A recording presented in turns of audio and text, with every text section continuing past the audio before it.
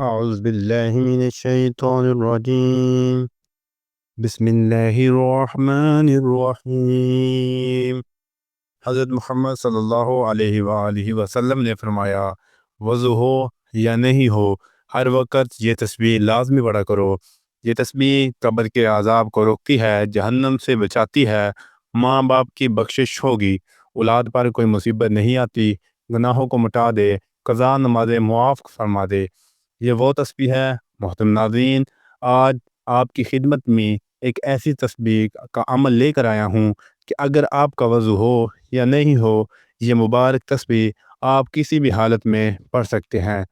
اللہ تعالیٰ قبر کے عذاب کو روک دیتا ہے. اس تسبیح کی بدولت انسان کو جہنم سے نجات دے دی جاتی ہے، اس کے ماں باپ کی بخشش ہوتی ہے، اس کی اولاد پر کوئی مصیبت نہیں آتی، اس کے سارے گناہ معاف ہو جاتے ہیں. اگر وہ بے نمازی رہا ساری زندگی تو اس کی قضا نمازیں معاف ہو جاتی ہیں. کیونکہ ناظرین، یہ تسبیح اللہ تبارک و تعالیٰ کی بابرکت نعمتوں میں سے ایک ہے، جو اپنے دامن میں بے پناہ فیوز برکات بیٹھے ہوئے ہیں. یہ ایسی لازوال دولت ہے کہ جسے مل جائے اس کے دین اور دنیا سمجھ جاتے ہیں.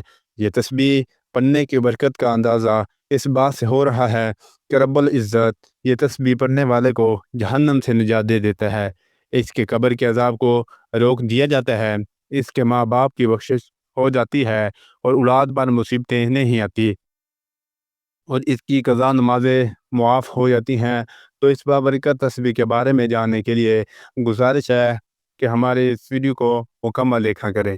حضرت عبداللہ بن عوف روایت ہے کہ رسول اکرم صلی اللہ علیہ وآلہ وسلم نے فرمایا، جبرائیل علیہ السلام میرے پاس آئے اور مجھے خوشخبری سنائی کہ آپ کا پروردگار فرماتا ہے، جو شخص یہ تسبیح پڑھتا ہے اس کی قضا نمازیں معاف کر دی جاتی ہیں، اس کی اولاد کی مصیبتیں دور کر دی جاتی ہیں، اس پر سے قبر کا عذاب ہٹا لیا جاتا ہے، اس کو جہنم سے نجات دے دی جاتی ہے. اور یہ تسبیح جو شخص پڑھتا ہے، اللہ اس کے گناہ کو یوں مٹا دیتے ہیں جیسے کہ پانی آگ کو بجھا دیتی ہے. یہ تسبیح اللہ کی راہ میں تلواریں چلانے اور اپنی جانیں قربان کرنے سے بھی افضل ہے. حضرت حذیفہ رضی اللہ تعالیٰ عنہ کا فرمان ہے، جو یہ تسبیح پڑھتا ہے اللہ تعالیٰ اس کو، اس کی اولاد کو اور اولاد کی اولاد کو رنگ دیتے ہیں. ناظرین کرام، اس بات میں کوئی شک نہیں کہ رسول اکرم صلی اللہ علیہ وآلہ وسلم کی حیات طیبہ کے بلا شبہ بے شمار پہلو ہیں، اور بنی نوع انسان کی ہدایت اور رہنمائی کے اعتبار سے ہر پہلو اپنے اندر بحر بخرا رکھتا ہے. دعوت اور تبلیغ کے اعتبار سے آپ صلی اللہ علیہ وآلہ وسلم کے سیرت طیبہ کا سب سے نمایاں اور امتیازی پہلو آپ صلی اللہ علیہ وآلہ وسلم کا اپنی امت کے لیے رحمت بن کر تشریف لانا. آپ صلی اللہ علیہ وآلہ وسلم یقیناً لوگوں کے لیے سراپا رحمت تھے. مکہ میں صادق اور امین کے لقب سے مشہور ہونا اس بات کا واضح ثبوت ہے. منصب رسالت پر سرفراز ہونے کے بعد رسول اکرم صلی اللہ علیہ وآلہ وسلم نے اپنی امت تک دین پہنچانے کے لیے جس صبر و تحمل، بردباری اور شفقت اور رحمت کا طرز عمل اختیار فرمایا، وہ آپ صلی اللہ علیہ وآلہ وسلم کی سیرت طیبہ کا ایسا عظیم شان پہلو ہے جس کی رفعتوں اور بلندیوں کا احاطہ کرنا کسی مورخ اور سیرت نگار کی بس کی بات نہیں. نبی کریم صلی اللہ علیہ وآلہ وسلم نے اپنی امت تک دین پہنچانے کے لیے بہت سی تکالیف کا سامنا کیا، مصائب والی آزمائشوں کو برداشت کیا. آپ صلی اللہ علیہ وآلہ وسلم نے تو اپنا سارا فرض اور تبلیغ دین کی ذمہ داری امت محمدیہ تک بڑے احسن اور کامل انداز سے نبھا دی تھی. آپ صلی اللہ علیہ وآلہ وسلم کی اتباع کو لازم پکڑیں اور آپ صلی اللہ علیہ وسلم کی تعلیمات کو اپنا عرض و جان بنائیں. اس کے علاوہ اللہ رب العزت نے آپ صلی اللہ علیہ وآلہ وسلم پر درود اسلام کی بھی تلقین فرمائی. رسول کے سبب اللہ کریم کا محبوب بن جاتا ہے. اللہ تعالیٰ نے نبی کریم صلی اللہ علیہ وسلم کو سارے جہانوں کے لیے رحمت بنا کر مبعوث بنا کر بھیجا. تمام انبیاء کرام علیہ السلام کے آخر میں نبوت صلی اللہ علیہ وسلم کا تاج پہنا کر واضح روشن دلائل کے ساتھ بشیر و نذیر بنا کر بھیجا. اللہ تعالیٰ نے آپ صلی اللہ علیہ وآلہ وسلم کی باعث سے سوئی ہوئی عقلوں کو جگایا، اندھی آنکھوں کو روشنی اور بہرے کانوں کو قوت سماعت بخشی، اور ذل المبین سے ہٹا کر صراط مستقیم گامزن فرمایا. اللہ تعالیٰ کا عظیم احسان حضور کرم صلی اللہ علیہ وسلم پر ایمان کا یہ لازمی تقاضا ہے کہ نبی کریم صلی اللہ علیہ وآلہ وسلم کے ساتھ جان و مال، اہل و عیال، حتیٰ کہ ہر چیز سے بڑھ کر آپ صلی اللہ علیہ وسلم کے ساتھ محبت عقیدت کا لازوال رشتہ قائم کیا جائے، نبی کریم صلی اللہ علیہ وآلہ وسلم کی مکمل اطاعت و اتباع کی جائے، اور اللہ تعالیٰ کا حکم سمجھ کر آپ صلی اللہ علیہ وآلہ وسلم پر کثرت سے درود و اسلام بھیجا جائے۔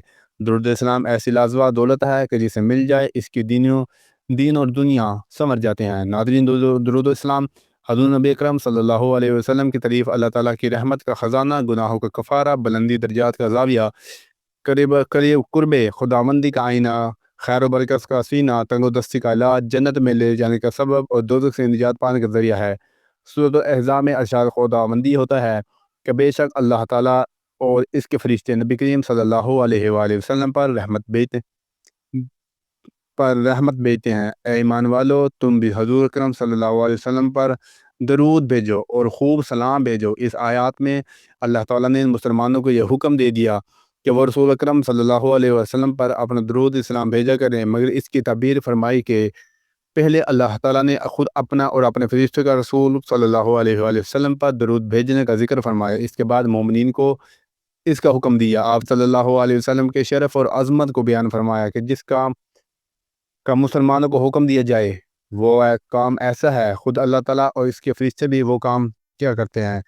جب یہ آیت مبارکہ نازل ہوئی تو صحابہ کرام رضی اللہ تعالیٰ عنہ حضور نبی کریم صلی اللہ علیہ وسلم سے عرض کی، اے اللہ کے رسول صلی اللہ علیہ وسلم، سلام کا طریقہ تو ہم جانتے ہیں، مگر درود کیسے بھیجیں؟ تو آپ صلی اللہ علیہ وسلم نے فرمایا، درود ابراہیم پڑھا کرو، سب سے افضل درود یہی درود ہے جو خود رسول اکرم صلی اللہ علیہ وسلم نے اپنے صحابہ کرام رضی اللہ تعالیٰ عنہ کو سکھلایا، اور درود شریف کے سب سے زیادہ بابرکت الفاظ بھی وہی ہیں، رسول اکرم صلی اللہ علیہ وسلم کے لسان مبارک سے نکلے، کیونکہ آپ صلی اللہ علیہ وسلم درود کے بغیر کلام نہیں فرماتے تھے۔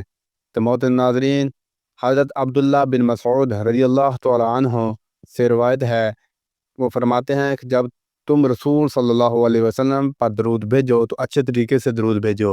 حضرت ابی بن کعب رضی اللہ تعالیٰ عنہ بیان کرتے ہیں کہ میں نے نبی کریم صلی اللہ علیہ وآلہ وسلم کی خدمت میں عرض کیا، یا رسول اللہ صلی اللہ علیہ وآلہ وسلم، میں آپ صلی اللہ علیہ وسلم پر درود سلام پڑھتا ہوں، سوائے اپنے وظیفے میں آپ صلی اللہ علیہ وآلہ وسلم پر درود پڑھنے کے لیے کتنا وقت مقرر کر لوں؟ تو آپ صلی اللہ علیہ وسلم نے فرمایا، جتنا چاہو۔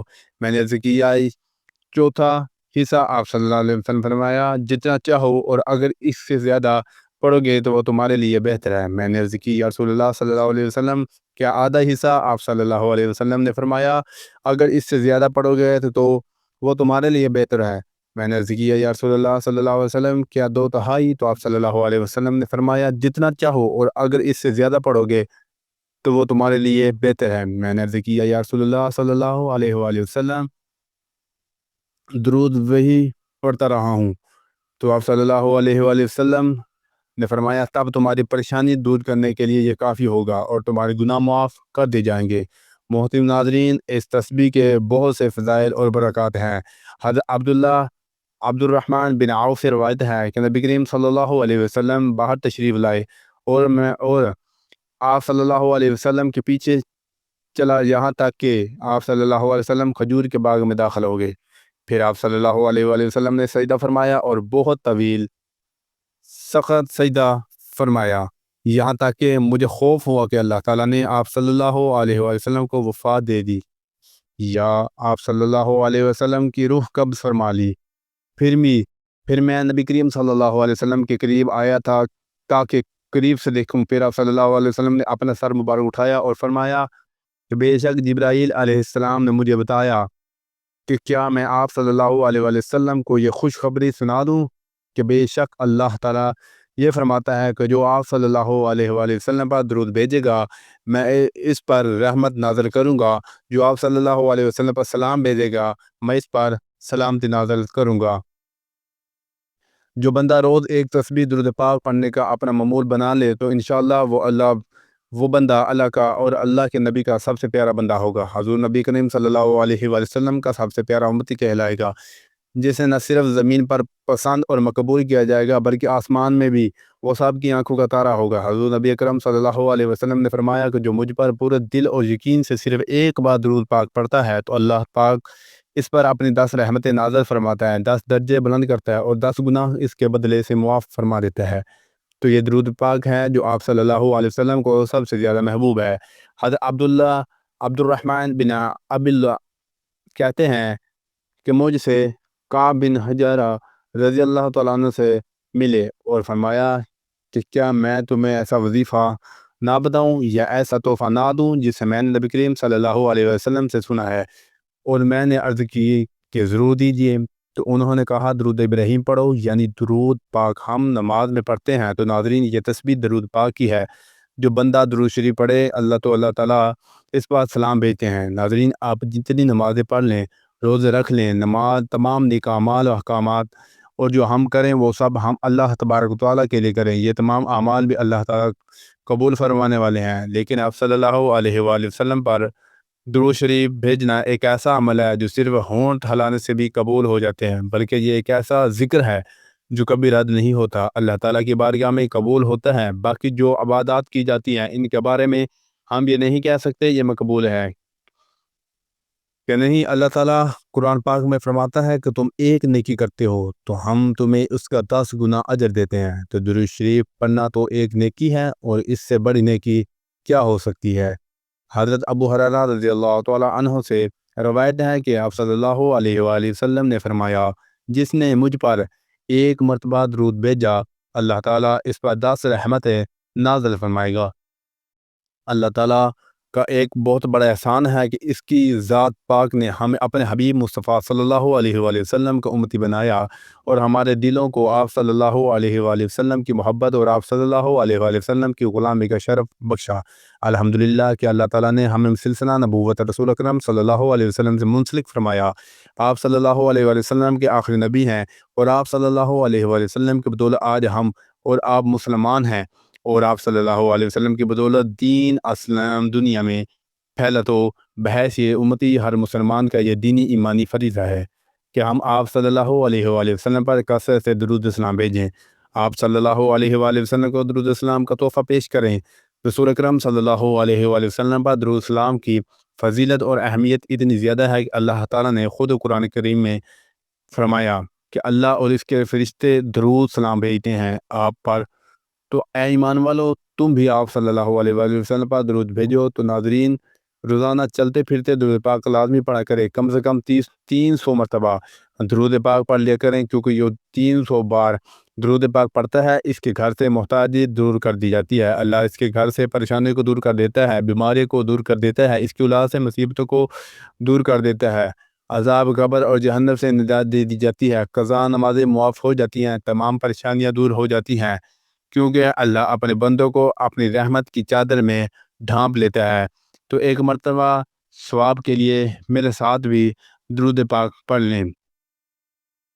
بسم اللہ الرحمن الرحیم، اللہم صلی علی محمد وعلی آل محمد کما صلیت علی ابراہیم وعلی آل ابراہیم انکا حمید مجید، اللہم بارک علی محمد وعلی آل محمد کما بارکت علی ابراہیم وعلی آل ابراہیم انکا حمید مجید۔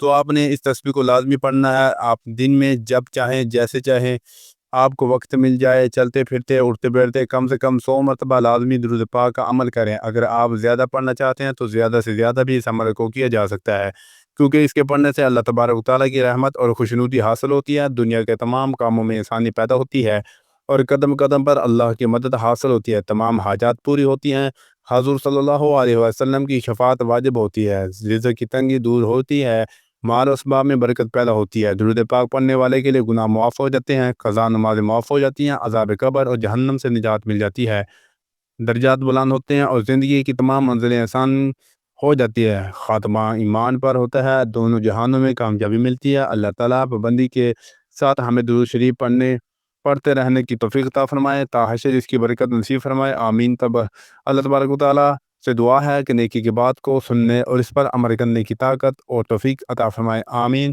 یا رب العالمین۔ ناظرین آپ سے گزارش ہے کہ اللہ تعالیٰ کے 99 ناموں میں سے ایک نام لکھ کر کمنٹ میں ضرور شیئر کیا کریں۔ اللہ تعالیٰ ہم سب کا حامی و ناصر ہو، آمین، جزاک اللہ۔